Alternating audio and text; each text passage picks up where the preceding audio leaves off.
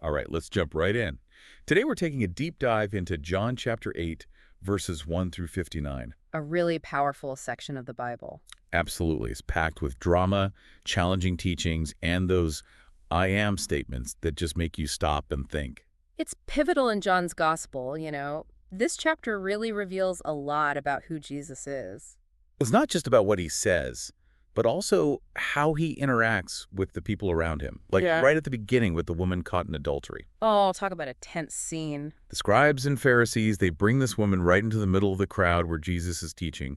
What were they thinking? Oh, they were trying to trap him, for sure. Classic move. They knew the Mosaic law, stoning for adultery. It was a no-win situation for Jesus. They were putting him in a corner. Yeah. Either he looks like he's going against the law or he risks trouble with the Romans who were in charge of punishments like that. Exactly. And they're really pushing him. What are you going to do with her? But then Jesus does something totally unexpected. He bends down and starts writing on the ground. It's like, what's going on here? What do you make of that? It's one of those moments where we're left to wonder. Some scholars think he was writing down the accuser's own sins, reminding them. Others say maybe he was just creating space for things to settle down. Either way, it's such a powerful image. Yeah. He's in control, but he's not reacting with anger or judgment. Right. Then he says that line everyone knows. He that is without sin among you, let him first cast a stone at her. Boom. The whole dynamic shifts. You can practically feel the tension in the air. Yeah, it goes from judging the woman to everyone looking inward. And one by one, they walk away, starting with the oldest, all the way down to the youngest. Their own conscience got to them. They came to condemn, but they were convicted themselves. Exactly. So you've got Jesus alone with the woman now. What's so striking is he doesn't condone what she did, but he doesn't condemn her either. It's all about grace and forgiveness, isn't it? Yeah. Go and sin no more. It's a chance for her to start over. It's a powerful contrast to the Pharisees' rigid legalism. He's operating from a totally different place. A higher law, you could say, love and compassion. That tension between the Pharisees' way and Jesus' way is a key theme throughout John. It's a message we still need today, right? It's so easy to get caught up in judging others, forgetting we all need grace. Absolutely. This story is a powerful reminder to look inward, to offer that same compassion we've been given. And this encounter, it leads right into one of the most famous I am statements. I am the light of the world. Bold claim. The Pharisees don't let it slide, of course. They question him right away. Who are you to say that? They want proof, external validation. But Jesus insists his knowledge comes from somewhere deeper, his unique connection with God the Father. This isn't the only time he uses this I am language in John. Nope. Bread of life, good shepherd, the resurrection, and the life. He keeps revealing different facets of who he is. It's like he's unveiling his identity layer by layer, challenging people to see beyond their limited view of him. He's pushing them to confront the radical truth. He's not just a teacher, he's the Son of God. And from there, things get really interesting, wouldn't you say? You could say that again. The clash between Jesus and the Pharisees, their worldviews are on a collision course. This is just the beginning. We've only scratched the surface of John 8. And we're already seeing so much depth. It's incredible how powerful Scripture is. And you know what I've found? Even the simple act of reading these words aloud, slowly and deliberately, can open up new levels of understanding. Oh, absolutely. It's not just for scholars or anything. I've seen how this approach engages even young children. It's like we step into the story together. It becomes a shared journey of discovery, no matter who you are. It's like having a personal guide, unpacking these complex ideas in a way that makes sense. Transforming a familiar passage to something so vibrant and alive. Okay, so we've seen Jesus challenge those rigid interpretations of the law, offering grace instead. And then he makes that bold, I am the light of the world declaration. What happens next in this conversation? Well, from there, it's really interesting how he turns to this idea of truth and freedom.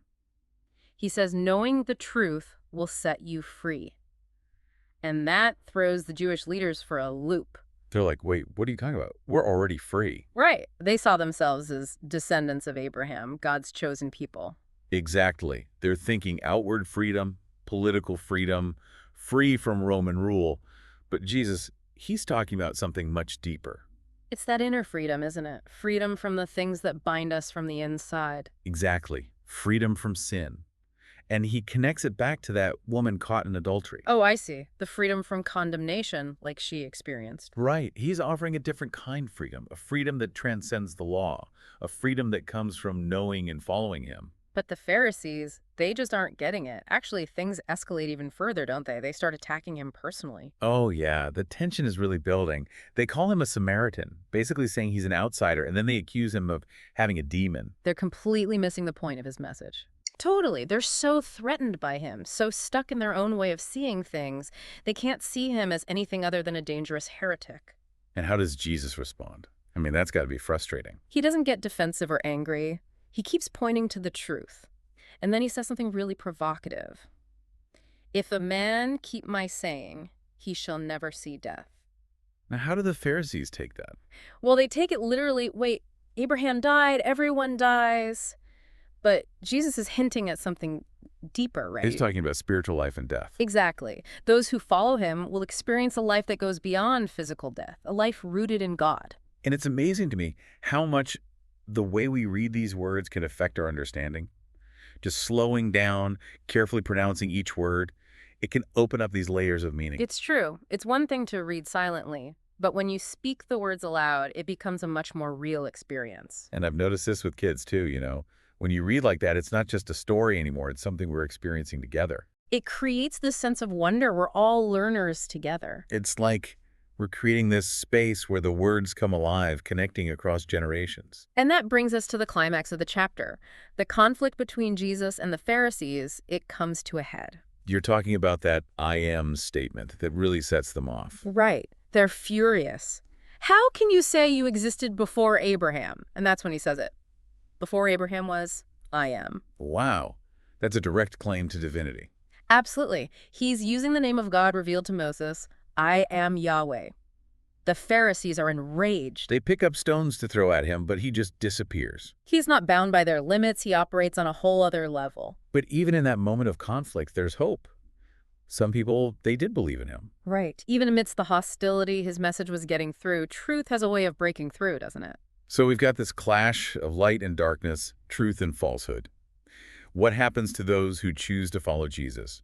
What about those who reject him? Great questions, and I think the rest of John 8 will give us some really powerful answers to those questions. Last time we left off with a pretty intense scene, the Pharisees wanting to stone Jesus after that, before Abraham was I am statement. But things don't go as you'd expect, do they? Not at all. John tells us Jesus just kind of slips away. He hid himself and went out of the temple, going through the midst of them, and so passed by. It's like he can't be touched. He's in control. Exactly. And the focus shifts to those who did believe, those who were drawn to his message. Okay, so what does he say to them? What does it mean to truly follow him? He tells them, if you continue in my word, then are ye my disciples indeed, and you shall know the truth, and the truth shall make you free. So it's not just a one-time decision, is it? It's about continuing in his word. What does that look like? It's about living out his teachings, letting them shape your life. It's a commitment. And again, he talks about freedom.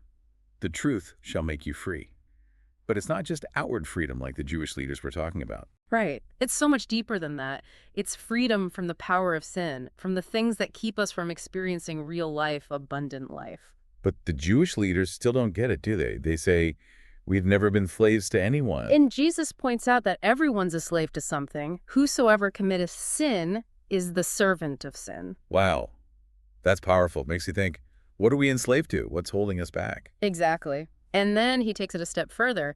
He contrasts his teachings with what the Pharisees are teaching. He says, I speak that which I have seen with my Father, and ye do that which ye have seen with your father. Now, that's a pretty strong statement. Who is he talking about here? Who's their father? It's pretty clear he's talking about something or someone opposed to God, the source of their resistance to his message. And they're offended, right? They insist Abraham is their father. Right. But Jesus says, if you were Abraham's children, you would do the works of Abraham.